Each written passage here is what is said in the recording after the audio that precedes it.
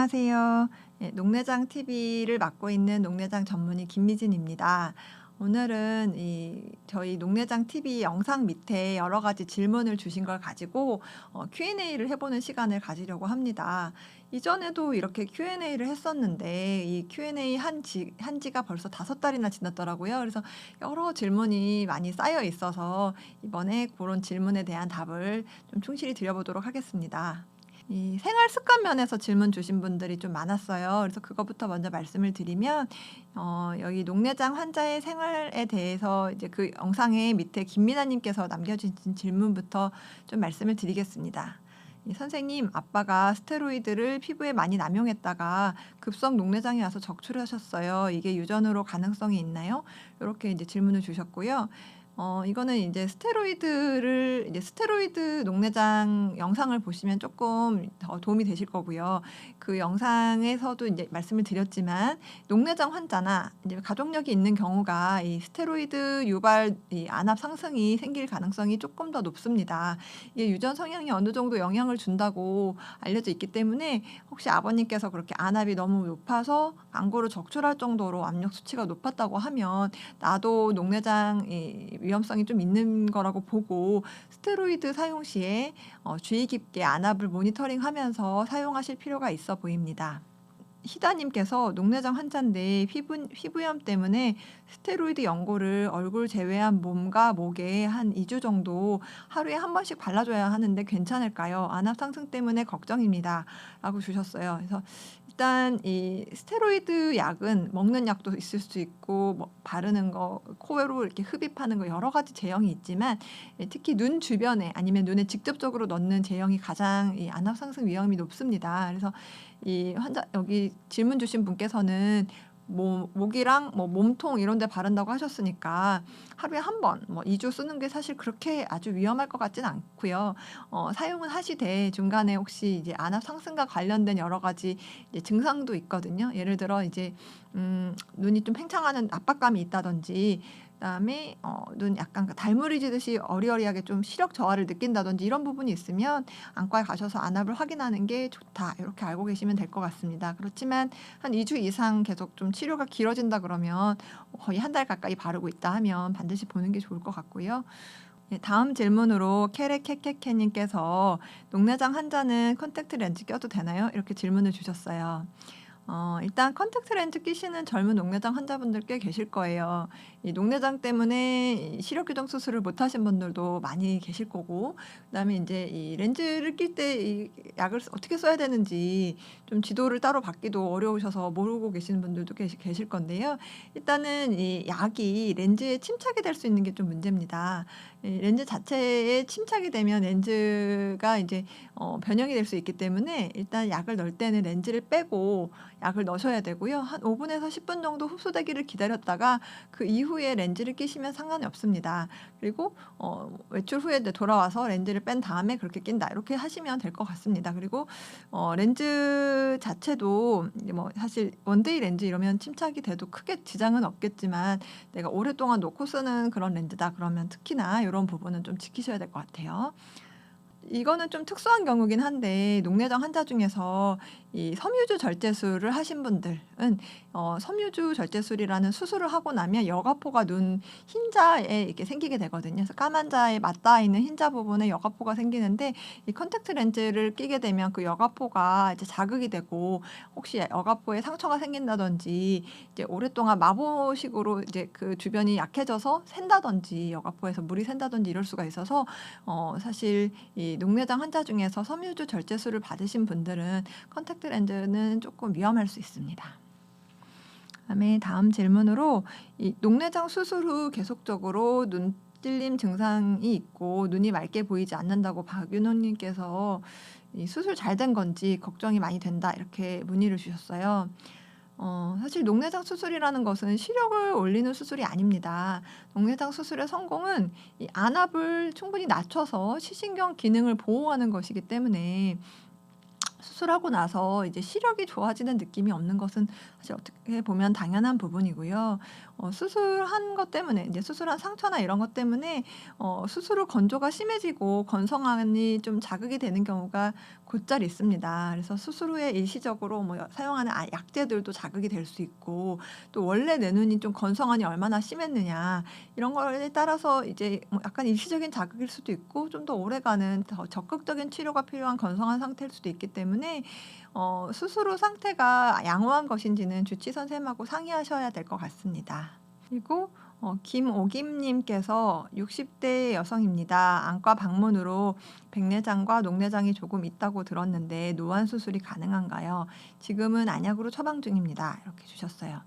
일단 이 백내장 수술은 녹내장 환자에서 백내장 수술하는 것은 가능한데, 그때 인제 넣는 인공수정체의 종류가 다초점 인공수정체일 경우 노안 수술이라고 말씀을 드리거든요. 그래서 이 다초점 인공수정체는 이제 빛을 나눠 쓰는 방식으로 멀리 가까이를 볼 수 있게 해 주는 방식이기 때문에 약간 시력의 질 저하, 그러니까 대비감도 저하나 이런 부분이 좀 발생할 수 있어요.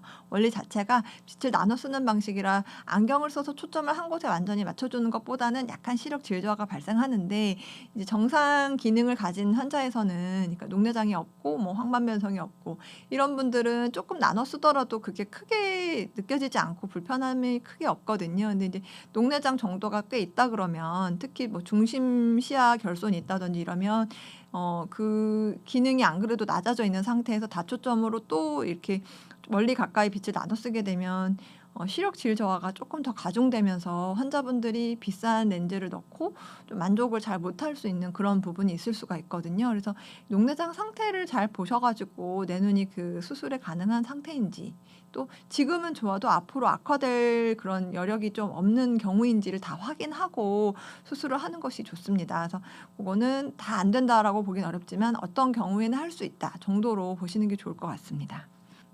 다음에 이제 이근욱 님께서 만 69세인데 오른쪽 눈이 다쳐서 각막이 혼탁해 잘 보이지 않고 왼쪽도 녹내장으로 병원을 다니고 있습니다.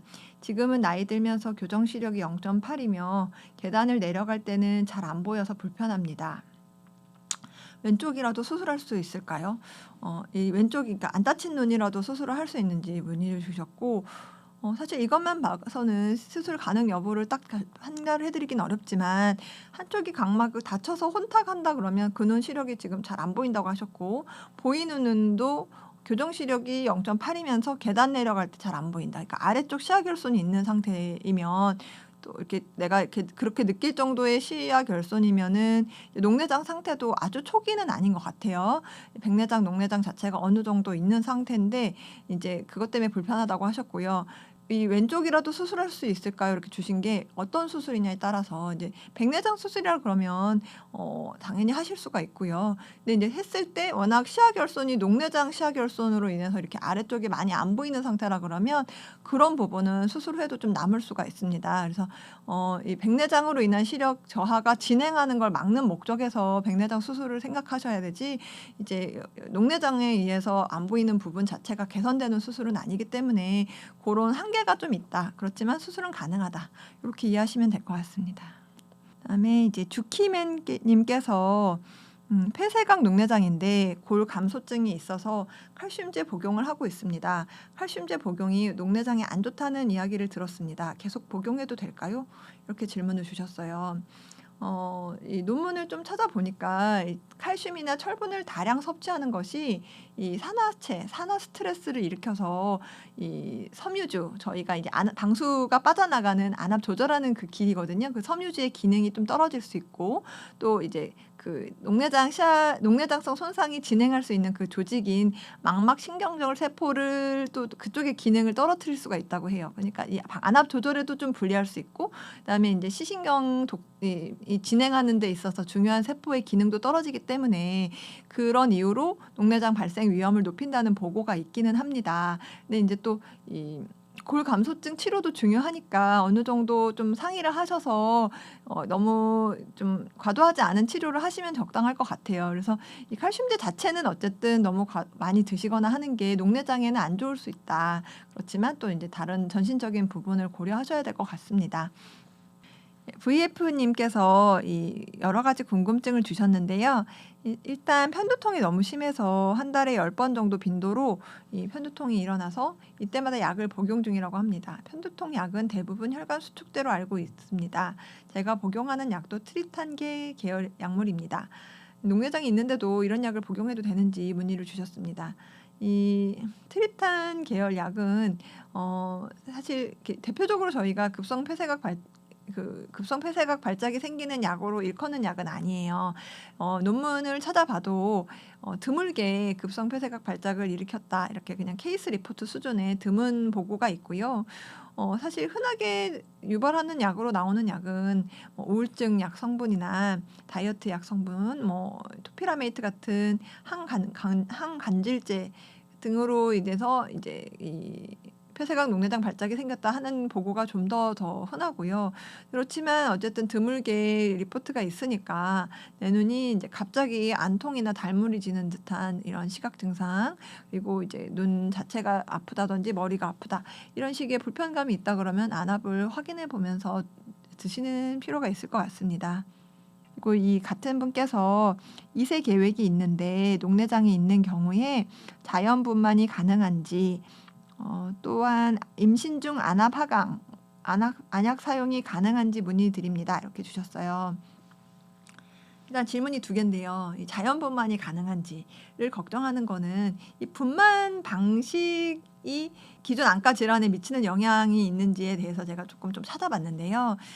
결국 이런 걱정을 하는 거는 자연분만 시에 워낙에 막 몸에 힘이 드니까 이 안압 상승을 우려해서 생기는 거거든요. 근데 논문을 찾아봐도 아직까지 이렇게 특별히 에비던스 베이스드 이게 이렇게 안 좋으니까 이걸 하지 말아라, 뭐 해라 이런 근거 위주의 데이터가 없습니다. 그래서 일반적으로 제가 이제 어떤 논문에서는 산부인과 의사랑 안과 의사가 이런 안과 질환이 있을 때 무슨 방식으로 분만을 하겠냐 이렇게 좀 약간 자기네들끼리 여러 가지 혹시 합의되는 부분이 있는지에 대한 연구가 있었거든요. 그런데 봤더니 대부분 자연분만의 금기가 아니라고 얘기를 했어요. 근데 저도 사실 그렇게 보고 있고요.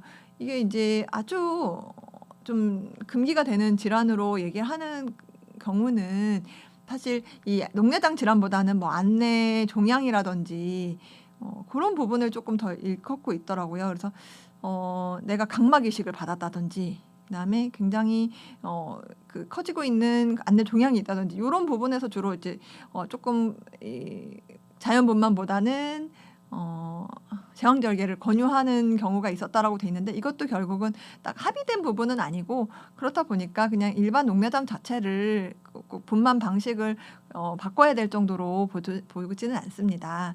그래서 자연분만은 크게 이렇게 걱정하지 않고 진행하시면 될 것 같고요. 그다음에 이제 두 번째 질문으로 임신 중 안압 안약 사용이 가능한지를 주셨는데, 사실 임산부에서 인체 실험을 통해서 확인할 수는 없어요. 이제 윤리적인 이유로 임산부한테 이 약을 썼을 때 태아한테 무슨 영향이 주냐 이렇게 할 수는 없잖아요. 이런 연구는 할 수가 없어서 이제 결국은 동물 실험에서 안전한지 아닌지를 보는 정도인데, 동물 실험에서 그 알파간, 저희가 브리모니딘이라고 하는 그 성분은 동물 실험에서는 그 태아에게 영향을 주지 않았다. 이렇게 유일하게 밝혀진 약이 하나 있습니다. 근데 이것도 사실 저희가 이제 기간이 형성되는 그 임신 기간 중에 첫 한 3달 정도는 12주 정도는 약간 조금 주의해서 쓰는 경우가 많아요. 그래서 아무래도 동물 실험 수준에서 안전하다고 한 거니까 인체 알기가 어려운데, 특히 이 기간 형성이 되는 기간 안에는 조금 유의를 해야 되고요. 그다음에 이제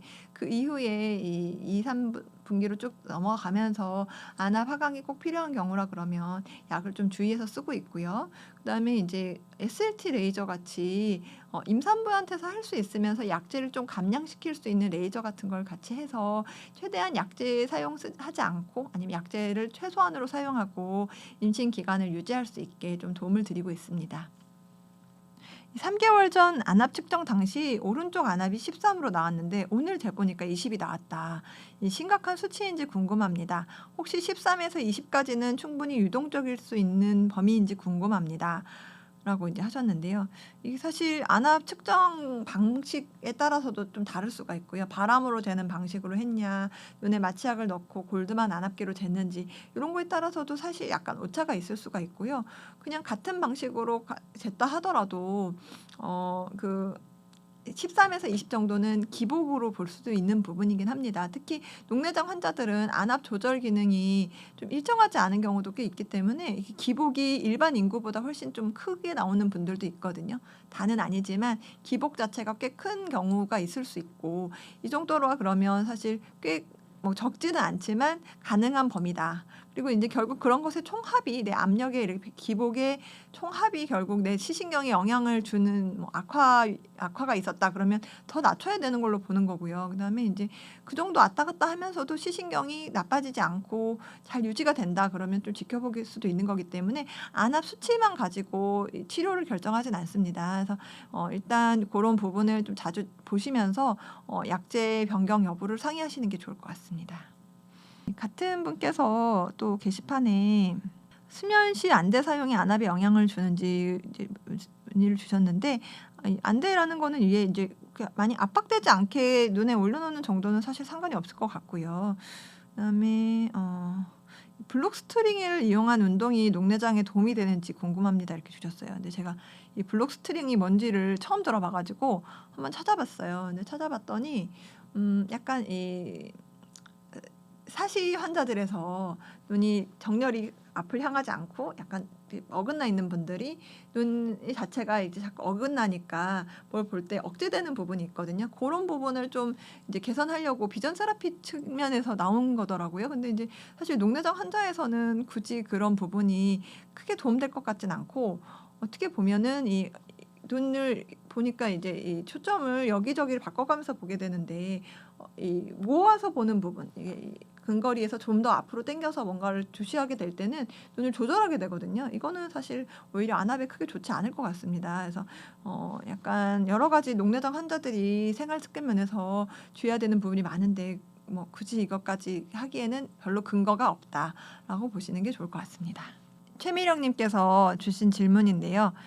폐쇄각 녹내장 환자인데 허리와 무릎이 아파서 도수 치료를 하는데 엎드려서 치료하는 경우가 있어서 괜찮을까요? 이렇게 주셨습니다. 이 도수 치료를 한다고 이제 엎드리는 경우에는 폐쇄각 녹내장 환자에서는 장시간 엎드리는 자세가 안압이 오를 수 있습니다. 그래서 뭐 시간이 뭐 한 15분, 20분 이렇게 짧다 그러면 뭐 조금 더 위험성이 적겠지만, 사실 이게 너무 장기간이라든지 아주 자주 오래 하셔야 된다 그러면은 주치 선생님하고 이 폐쇄각 위험성 정도가 얼마나 높은지 확인하시고 혹시 예방적으로 레이저 치료를 해야 되는 정도인지를 좀 보시는 게 좋을 것 같습니다. 그래서 폐쇄각 녹내장이 단순히 엎드리는 자세만으로 생기는 건 아니에요. 뭐 조명 밝기도 영향을 줄 수 있고 여러 가지 이제 뭐 작용을 하는 경우가 많지만, 그래도 엎드리는 자세를 내가 치료 목적으로 굉장히 자주 오래 해야 된다 그러면 이제 부담을 느낄 수 있잖아요. 그래서 혹시 폐쇄각 정도가 굉장히 심한 경우라 그러면 예방적 레이저 치료가 도움이 될 수도 있을 것 같습니다. 상의를 꼭 해보시는 게 좋겠어요. 그 다음 질문으로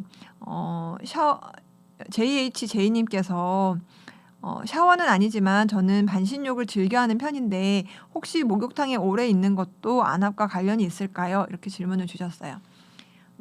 이 반신욕은 혈액순환이 개선이 되는 부분이 있잖아요. 그래서 이제 그런 혈액순환 개선이 된다 그러면 그 자체는 악영향을 줄 것 같지는 않아요. 사실 저희가 녹내장 환자에서 유산소 운동을 전신적으로 쭉 하도록 권유를 드리는 이유가 그런 혈액순환을 개선시키는 부분이 분명히 있거든요. 그래서 이 반신욕이 그 정도라 그러면 사실 좋을 것 같은데, 문제는 이제 목욕탕에 오래 있는 것, 이것이 혹시 고온에 장시간으로 있어야 된다 그러면 눈뿐만이 아니라 이제 안압만 꼭 문제가 되는 게 아니라 이 전신적인 뭐 혈압이나 이런 부분에도 영향을 줄 수 있으니까 약간 조절이 필요해 보입니다. 까리님께서 축농증으로 코를 자주 푸는데 코를 풀 때 안압에 영향이 좀 있지 않을까요? 이렇게 질문을 주셨어요. 이런 부분 좀 찾아봤는데 아직까지는 이 코를 푸는 것 푸는 동작으로 안압이 오른다 이런 연관성을 밝힌 연구는 없거든요.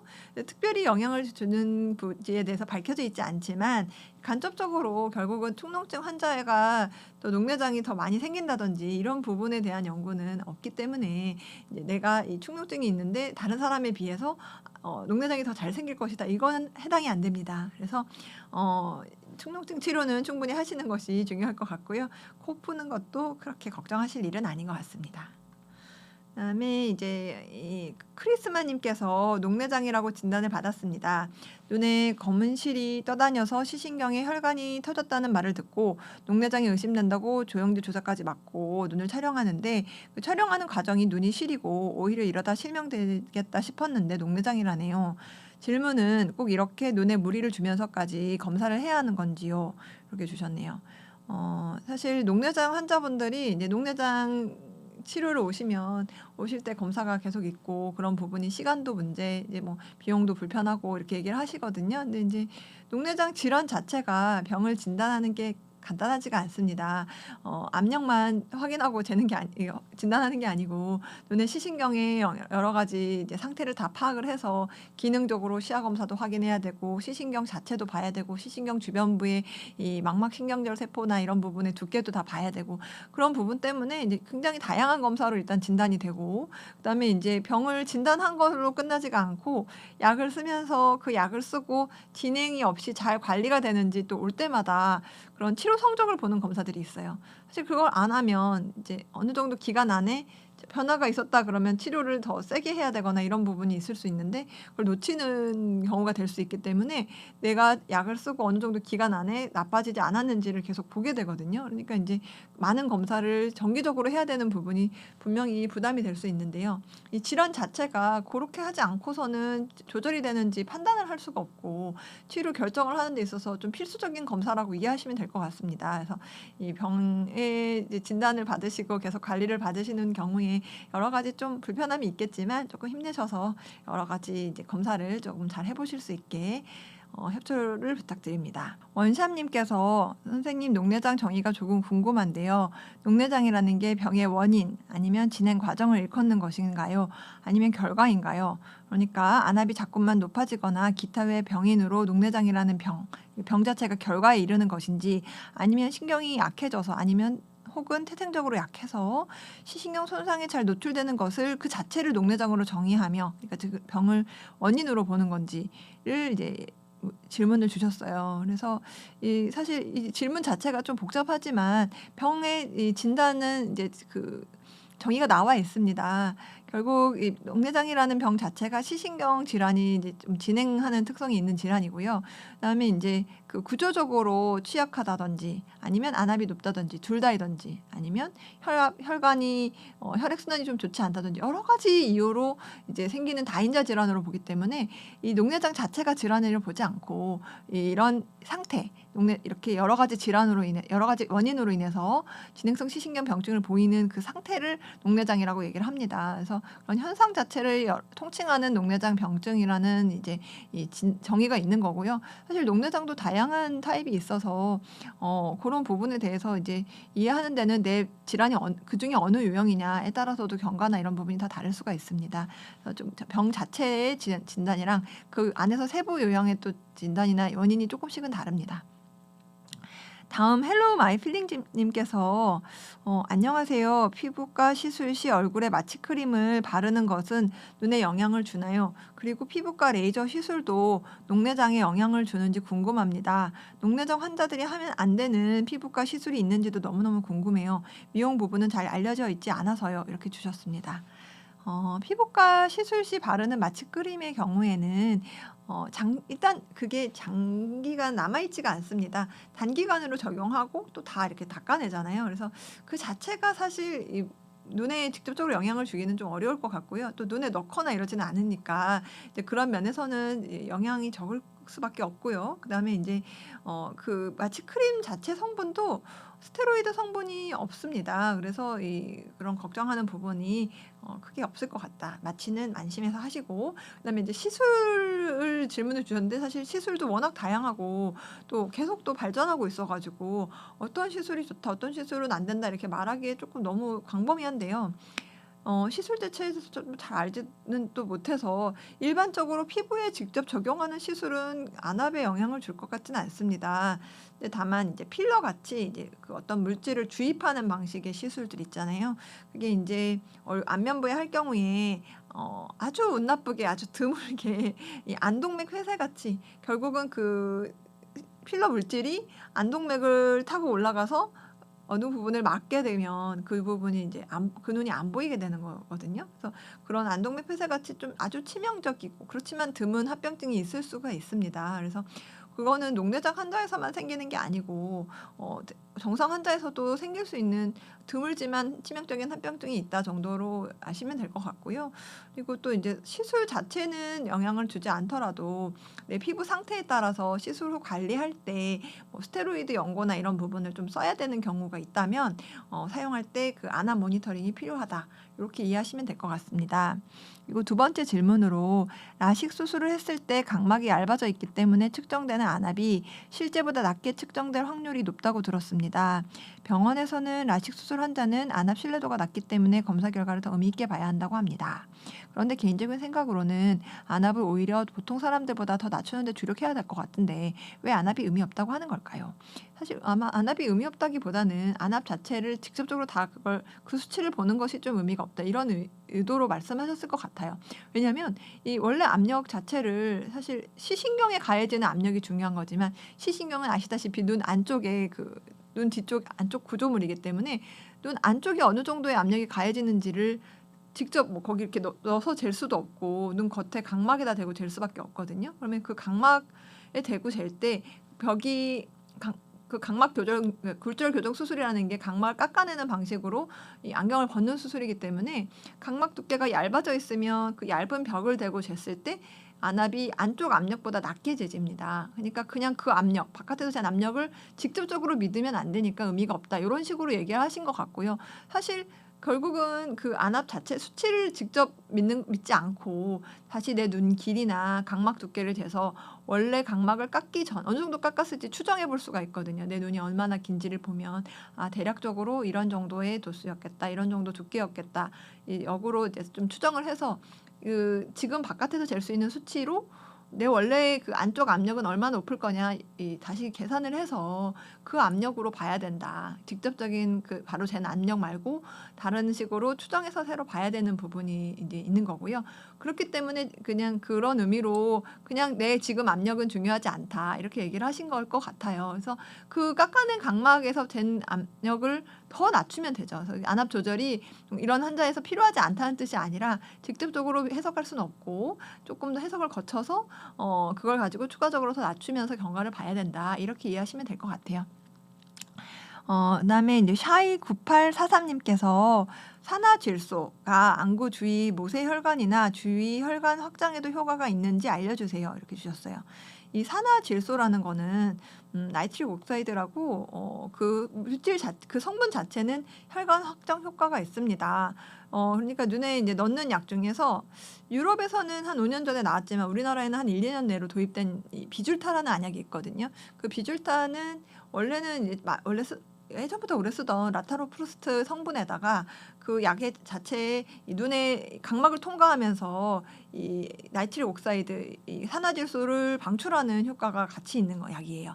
그래서 원래 그냥 잘라탄 요런 것만 쓰는 분들보다 산화질소가 방출되면서 효과적으로 더 안압이 떨어진다 이렇게 보는 약이거든요. 그런데 이제 그 눈 주변의 모세혈관이나 주위 혈관 확장을 이제 얘기를 주시는데 그런 것 때문에 약간 결막 충혈도 조금 더 생길 수 있고요. 그다음에 이제 이 섬유주 저희가 방수 조절하는 그 부분에도 확장이 되면서 안압이 추가적으로 좀 더 떨어진다고 봅니다. 그러면 이제 그 약 자체가 눈에만 영향을 주는지 아니면 내가 이제 전신적으로 먹는 약을 또 조절해야 되는지 이런 성분이 있으면 좀 걱정이 되잖아요. 혈관 확장이 눈만 있을 것이냐. 근데 이제 보고에 따르면은 이 안약 자체로는 전신 효과가 없게 나왔습니다. 그래서 전신 약제를 특별히 상호작용이 없기 때문에 조절할 필요 없다 이렇게 이제 권유를 지도를 하고 있고요. 다만 먹는 약 산화질소가 장출되는 약 중에 좀 대표적인 약이 비아그라 같은 게 있거든요. 그러면 이제 약을 먹었을 때 그게 몸에 여러 가지 혈관에 작용하면서 효과가 나오는 거고 그럴 때 이제 심근경색이 또 급성으로 오는 경우도 있어요. 그래서 이 전신 약제 중에서 여러 가지 이제 작용하는 부분 중에서 특히 눈의 혈관에 이 허혈성 피가 덜 가는 급성 피신경병증이 오는 경우가 드물게 있긴 있거든요. 그래서 이 눈에 넣는 약은 전신 효과가 없다고 알려져 있지만 먹는 약은 주의가 필요하다 이렇게 아시면 될 것 같습니다.